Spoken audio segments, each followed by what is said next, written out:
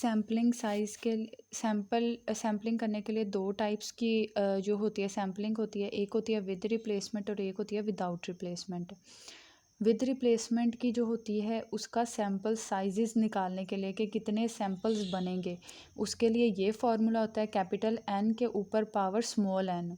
Small N का मतलब होता है सैम्पल साइज़, मतलब कि सैम्पल साइज़ जो भी लिखा होगा ना पेपर में, 2 लिखा है 2 ही लिखा होगा तो 2 आएगा, ठीक है, स्मॉल एन की जगह। कैपिटल एन का मतलब होता है नंबर ऑफ़ पॉपुलेशन, मतलब जितने नंबर ऑफ़ पॉपुलेशन दिए होंगे क्वेश्चन में, ऑब्जर्वेशंस जो होती हैं, नंबर ऑफ़ ऑब्जर्वेशंस वो 3 होती हैं, 4 होती हैं, 6 होती हैं, तो वो कैपिटल एन पे आएंगी और स्मॉल एन पे आएंगी 2, तो पावर होती है, आपस में मल्टीप्लाई होंगे, जो आंसर आएगा वो होता है सैम्पल साइज़। विदाउट रिप्लेसमेंट का फॉर्मूला ये होता है कैपिटल एन की जगह वही number of population, small N की जगह सैम्पल साइजेस, और ये होता है कॉम्बिनेशन का साइन। ये कैलकुलेटर पे सॉल्व हो जाता है, जब ये क्वेश्चन करेंगे तब ये भी पता चल जाएगा। फिर उसके बाद कुछ फार्मूलाज होते हैं जो इसके लिए ज़रूरी याद करने होते हैं। हर क्वेश्चन में ये चारों फार्मूलाज लगने होते हैं। मीन ऑफ पॉपुलेशन, जिसका फॉर्मूला है mu is equals to sum of x over N, capital N. Variance of population sigma square is equals to sum of x square over N minus bracket sum of x square over sum of x over N का whole square. ये variance of population, ये दोनों formulas जो हैं ये हम लोगों ने सबसे पहले जो है वो निकालना होता है, पॉपुलेशन का मीन और वेरिएंस। ये क्वेश्चन में डिमांड नहीं किया जाता लेकिन निकालना ज़रूरी होता है।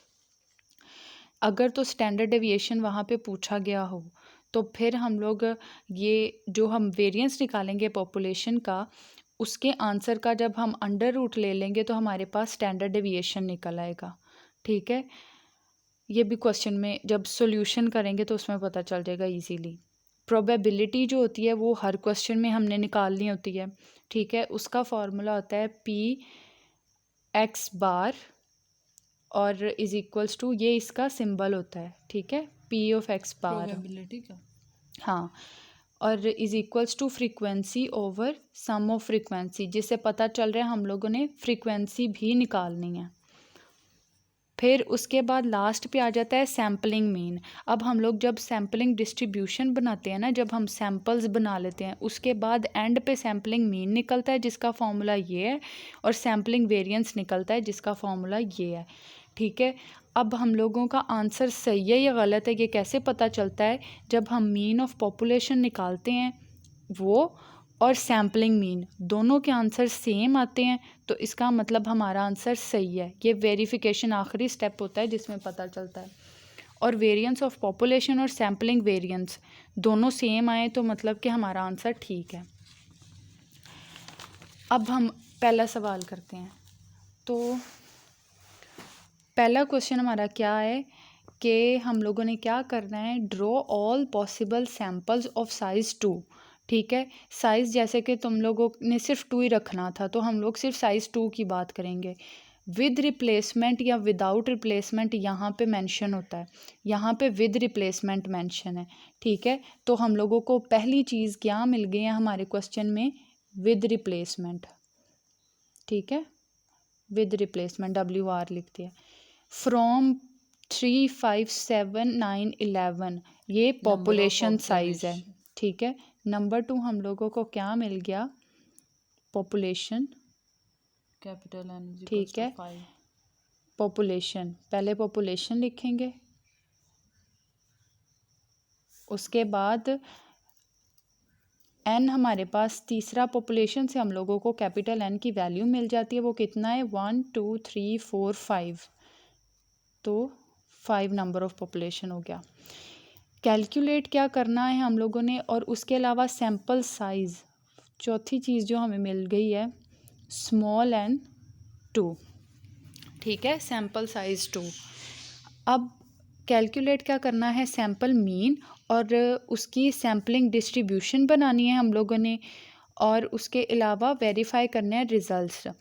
उन्होंने इस क्वेश्चन में सिर्फ मीन पूछा है, ठीक है। हम लोगों ने क्वेश्चंस में पूछा जाता है साथ में वेरिएंस भी निकाल दो, स्टैंडर्ड डेविएशन भी निकाल दो। हम लोग सारा कुछ निकालेंगे, स्टैंडर्ड डेविएशन भी निकालेंगे, वेरिएंस भी निकालेंगे, ठीक है।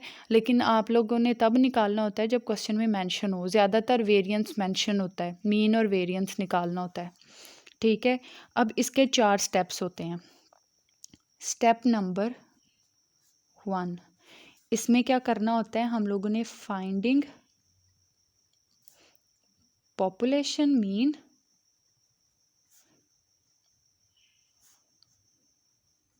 एंड पॉपुलेशन वेरिएंस, ये हमारा सबसे पहला स्टेप होता है।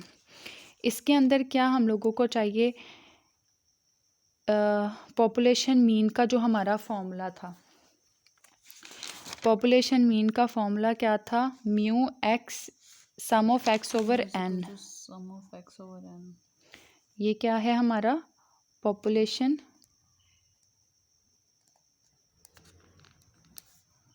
मीन, ठीक है। Mu is equals to mu is equals to sum of x over capital N, ठीक है।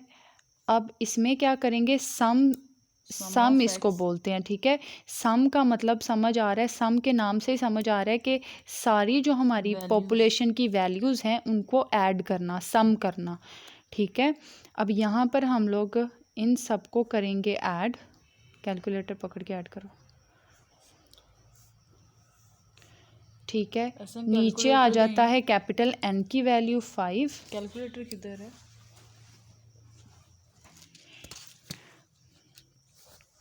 ठीक है।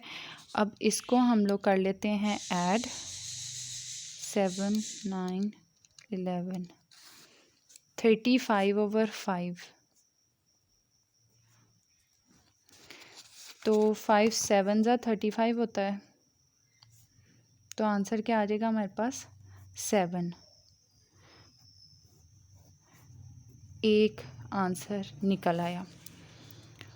अब सेकंड चीज़ इसमें हम लोगों ने फाइंड करनी है वो पॉपुलेशन वेरिएंस है। अच्छा समटाइम जो क्वेश्चन में खाली सिर्फ यही दो, तो उनमें सिर्फ यही दो, इतना सही आंसर होएगा इसका? बिल्कुल भी नहीं, चारों स्टेप लाजमी करने हैं सारे सवालों में। ये जो हम निकाल रहे हैं ये क्वेश्चन का मीन और निकाल रहे हैं वेरिएंस। अभी जो हम लोगों ने आंसर निकालना है उसका मीन और वेरिएंस होता है सैम्पलिंग मीन और वेरिएंस, जो चौथे स्टेप में होता है, तीसरे स्टेप में, ठीक है। ये तो सिर्फ हम क्वेश्चन का निकाल रहे हैं, ये हमारी आसानी हो जाती है, हमें पता चल जाता है हमारा आंसर सही आया या गलत आया। उसके बाद पॉपुलेशन वेरिएंस का formula mu sigma square is equals to sum of x square इसका इतना लंबा फॉर्मूला ओवर ये शायद छोटा N minus sum of x over N whole square, ठीक है।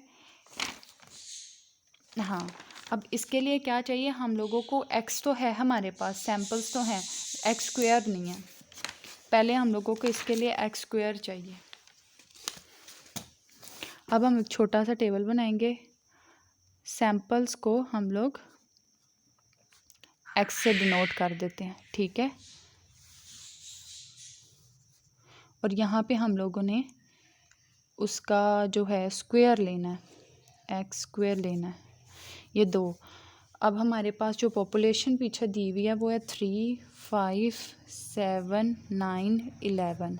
इन सब के जब हम स्क्वायर लेंगे वो आएगा 9 25 49 81 और 11 का स्क्वायर 121 होता है, 121, ठीक है। अब इसका करना है हमने सम, दोनों का सम चाहिए। जब हम लोग उसका सम करते हैं तो वो आता है 35 और इसका सम 49 81 सम वाला 121 साइन भी लगा दो, 285, ठीक है। ये इन सब का हम लोगों ने सम ऑफ एक्स स्क्वायर हो गया ये, और ये हो गया सम ऑफ एक्स। ठीक है, अब यहाँ से हम लोग इसकी वैल्यूज़ फार्मूला में पुट कर लेंगे। यहाँ पे दोबारा फार्मूला लिख देती हूँ, sum of x square over N minus sum of x over capital n whole square. ठीक है, अब इसमें वैल्यूज़ पुट करते हैं। सम ऑफ एक्स स्क्वायर जो ये वैल्यू निकली है 285 over N 5 number of populations, bracket के अंदर लगाएंगे 35 ओवर 5 होल स्क्वायर 2। अब जब हम लोग 285 को डिवाइड करते हैं 5 पे, आंसर आता है 57 माइनस 7 का होल स्क्वायर।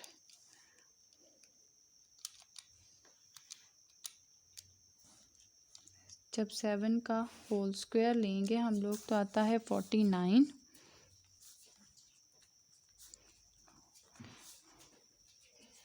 तो आंसर क्या आएगा 57 माइनस 49 8।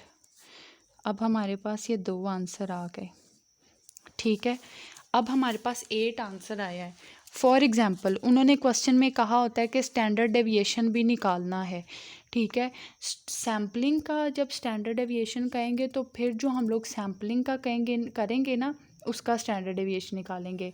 अगर हम इसका स्टैंडर्ड डेविएशन भी कहा हुआ है तो स्टैंडर्ड डेविएशन इसका यहाँ से निकालेंगे तो हम लोग उसका फॉर्मूला जैसे होता है इसका जो है ना, इसका जो इसके आंसर का स्क्वायर रूट ले लेते हैं।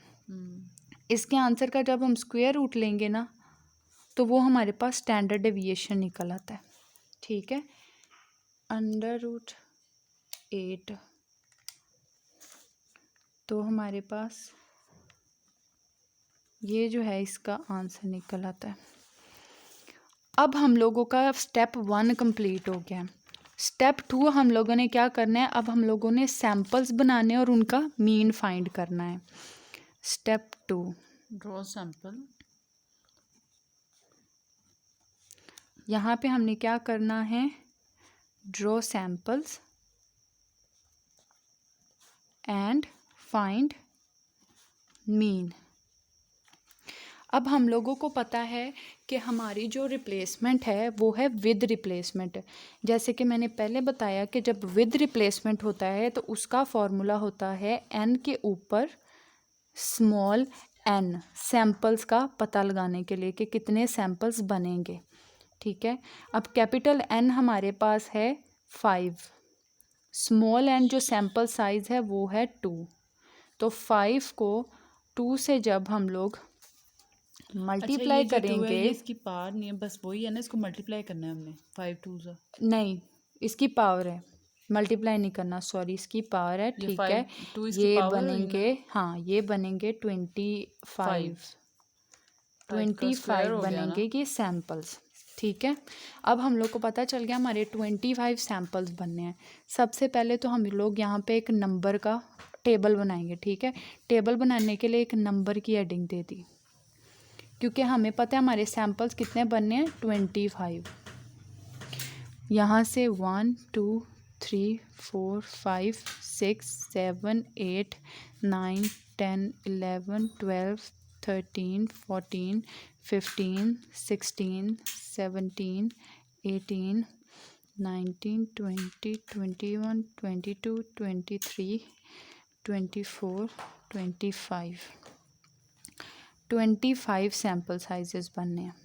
ठीक है, अब विद रिप्लेसमेंट में क्या होता है, अगर हम लोग, मैं एक एग्जांपल से समझाऊं, जैसे हम लोगों को अब मिला हुआ है A-B-C पॉपुलेशन। ठीक है, जब हम लोग विद रिप्लेसमेंट कर रहे होते हैं ना तब हम लोग सैम्पल साइजेस बनाते हैं। अब A के साथ B को भी लिखेंगे, A के साथ C को भी लिखेंगे, जैसे मैथ के फॉर्मूलाज होते थे। A को A के साथ खुद के साथ भी लिखेंगे क्योंकि पॉपुलेशन वापस ऐड हो जाती है इसमें। A को A के साथ भी लिखेंगे। ठीक है, उसके बाद A को B के साथ लिखेंगे। ठीक है, फिर हम लोग A को C के साथ लिखेंगे। उसके बाद B की बारी आएगी, B को भी ए के साथ, लिखेंगे, फिर बी को बी के साथ, हाँ, फिर बी को सी के साथ। अब बी को ए के साथ, फिर बी को बी के साथ, फिर बी को सी के साथ। इसी तरह हम लोग सी के साथ भी करेंगे। सी को ए के साथ भी लिखेंगे, सी को बी के साथ भी, और सी को सी के साथ भी। तो ये हमारा सैम्पल साइज़ बन जाएगा, कंप्लीट हो जाएगा। ये एक एग्जाम्पल दिया मैंने समझाने के लिए। ये होता है विद, ये होता है विद रिप्लेसमेंट में। विदाउट रिप्लेसमेंट में डिफरेंट होता है। विद रिप्लेसमेंट में आपने याद रखना है कि जो अपनी खुद की वैल्यू है वह खुद के साथ भी लिखी जा सकती है। विदाउट में ऐसे नहीं होता, ठीक है। जब हम विदाउट करेंगे तब विदाउट में समझाऊंगी। विद में आपने ये याद रखना है कि तीनों के साथ आएंगे, ठीक है। ये अपने साथ भी मल्टीप्लाई हो सकता है। अब हम लोग सैम्पल्स बनाते हैं।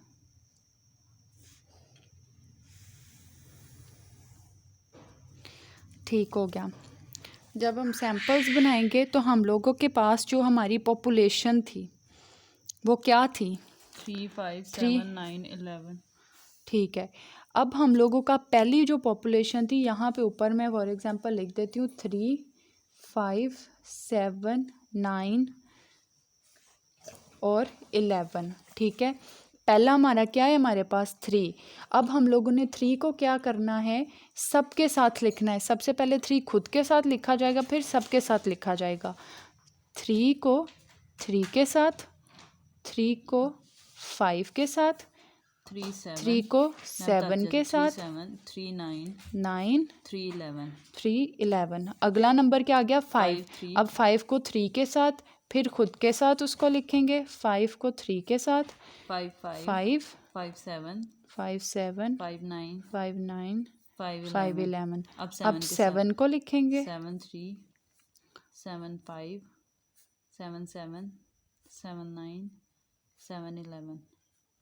अब 9, 9, 3, 9, 3, 9, 5, 9, 5, 9, 7, 9, 7, 9, 9, 9, 9 हो गया। 9, 11, 11, 3, 11, 5, 11, 7, 11, 9, 11, 11। अब हम लोग के 25 सैम्पल साइज़ कैलकुलेशन के मुताबिक बने थे। हम लोगों के सैम्पल्स वहीं पे कंप्लीट हो गए, मतलब हम लोग अभी तक सही जा रहे हैं, ठीक है, गलती नहीं हुई हमारी। उसके बाद हम लोगों ने लेना है इनका मीन। मीन किससे डिनोट करते हैं? एक्स बार से, ठीक है।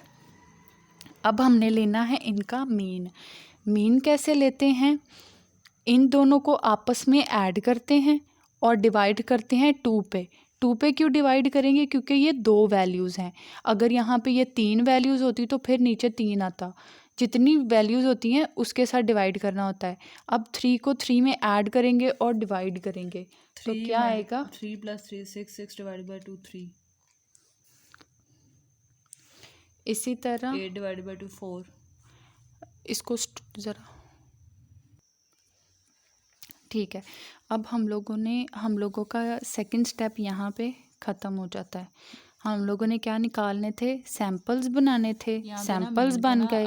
वो फॉर्मूला लिख दो यहाँ पे कि ये जैसे हमने कि ताकि याद रहे, एक यहाँ पे साइड पे, ताकि एक्स बार निकाला है ना, मीन निकाला है हमने ना, कि इन दोनों वैल्यूज यार इसका क्या मारूक फार्मूला होना है? सिंपल इन ना। दोनों को आपस में ऐड करना है।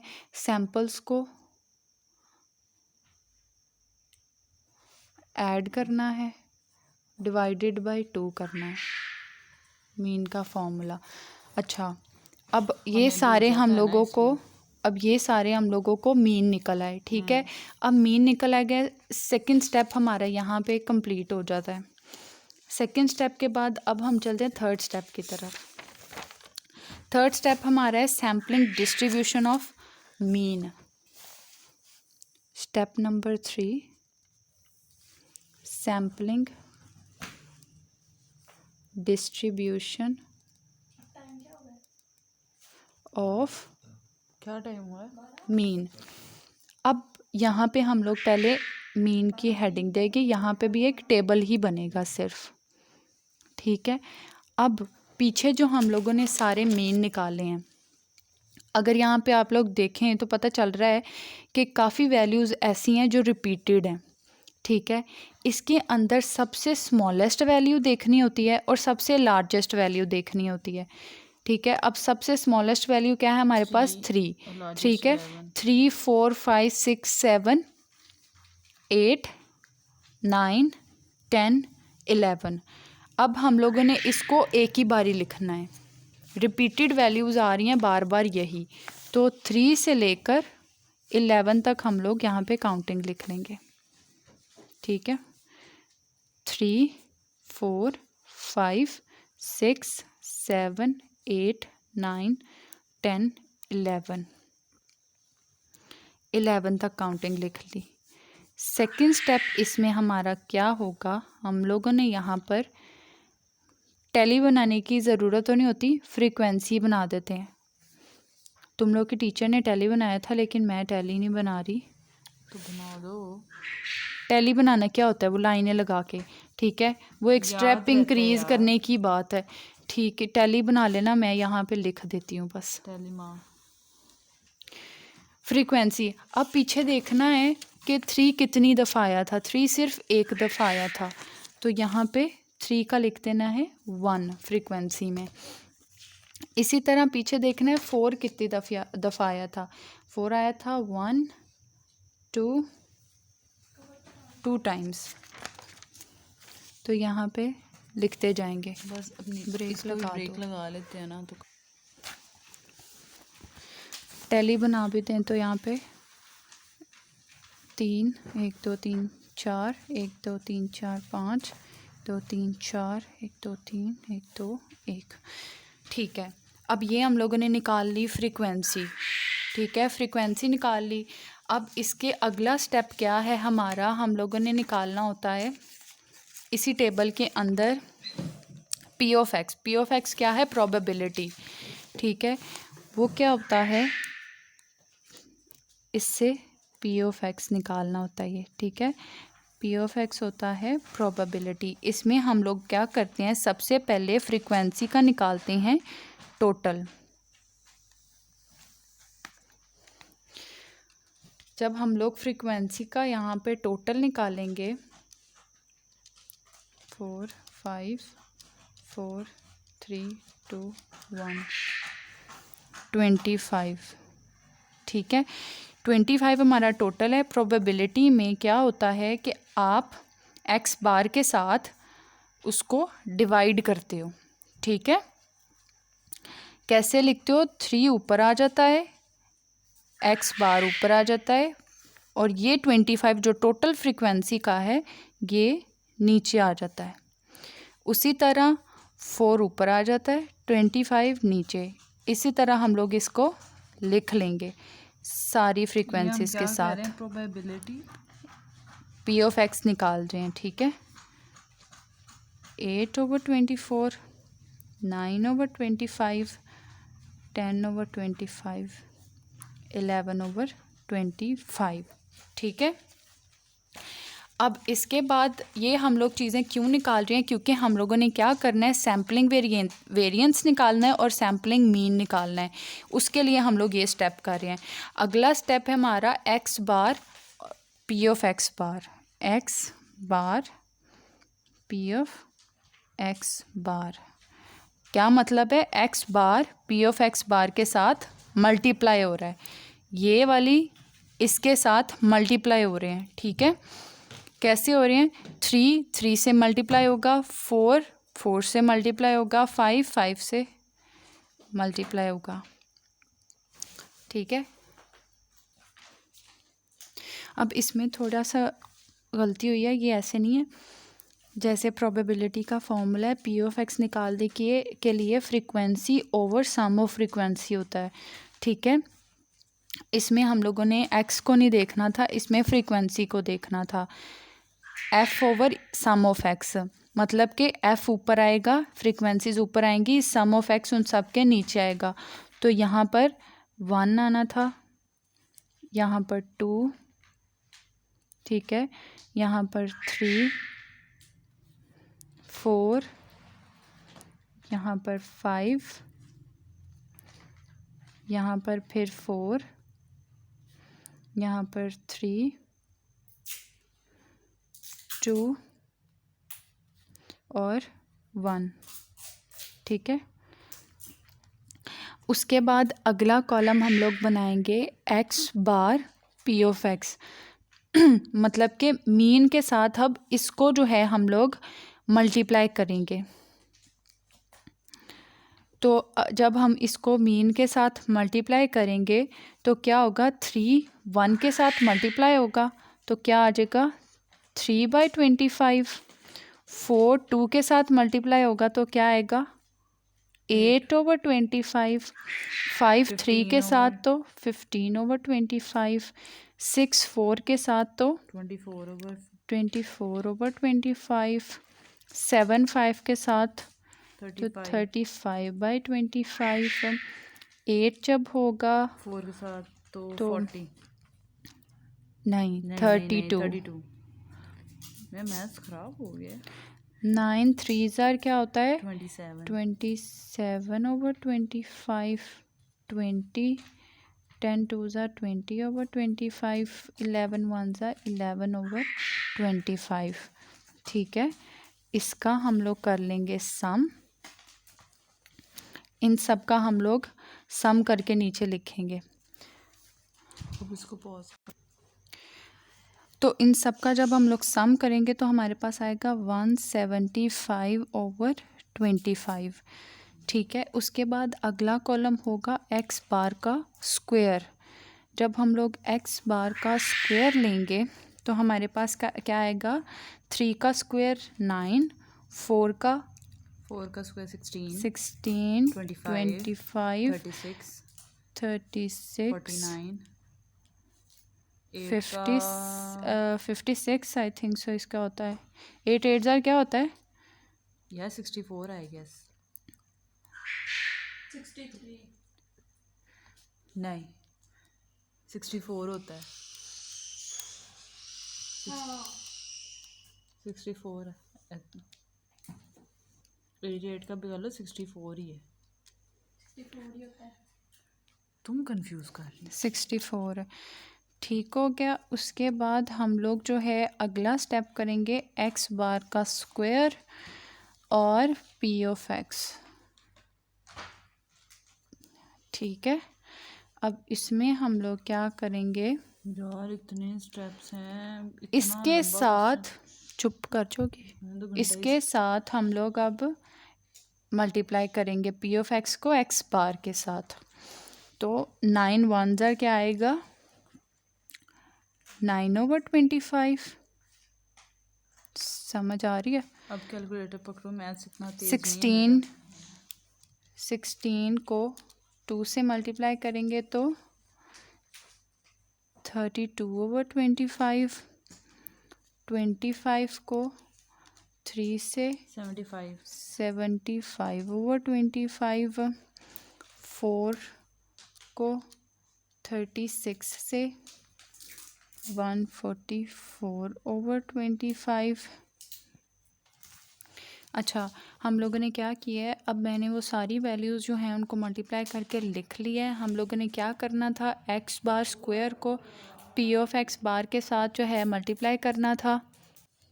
ठीक है, उसी तरह हम लोगों ने 9 को 1 से किया, 16 को 2 से किया। हम लोगों ने सबको मल्टीप्लाई किया आपस में, उसके बाद उनको ऐड किया, नीचे आ गया 1325/25। अब हमारे पास जो है हमारा ये स्टेप कंप्लीट हो गया।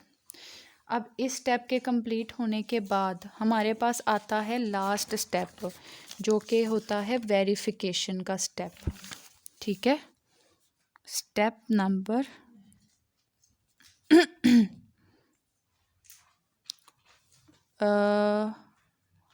नहीं, उससे पहले अभी हम लोगों ने सैम्पल वेरिएशन निकालना था। हाँ, सैम्पल वेरिएशन निकालेंगे। सबसे पहले सैम्पलिंग मीन निकालेंगे। स्टेप नंबर 4 उसके वहाँ बाद से तो हमारा बता दो कि वो उसके बाद वो वही था, ठीक है। ठीक है। प्रोबेबिलिटी निकाली, सिर्फ एक स्टेप नंबर 3 में सिर्फ ये एक टेबल बनाना होता है। उसके बाद स्टेप नंबर 4 में हम लोग वेरिफिकेशन करेंगे, ठीक है। वेरिफिकेशन करेंगे। वेरिफिकेशन में हमने क्या करना होता है, हम लोगों ने ये प्रूव करना होता है कि पॉपुलेशन मीन होता है जो, सबसे पहले हम लोग मीन्स की वेरिफिकेशन कर रहे हैं, ठीक है। मीन्स में क्या होगा, पॉपुलेशन मीन जो है वो इक्वल टू है सैम्पलिंग मीन के, ठीक है। यहाँ पर अगर मैं लिख दूँ population mean is equals to sample mean. अब इसको अगर हम फॉर्मूला में लिखें तो पॉपुलेशन मीन को इससे डिनोट किया जाता है और सैम्पलिंग मीन को म्यू ऑफ एक्स बार से डिनोट किया जाता है। अब म्यू ऑफ एक्स बार का जो फॉर्मूला है वो क्या होता है, इसका जो हमारे पास पीछे आंसर आया था वो क्या था, यहाँ पर 7 आया था, ठीक है। यहाँ पर हम लोग लिख लेते हैं 7। म्यू ऑफ एक्स बार का हमारे पास जो फॉर्मूला है एक्स बार का, वो हमारे पास क्या है, सम ऑफ एक्स बार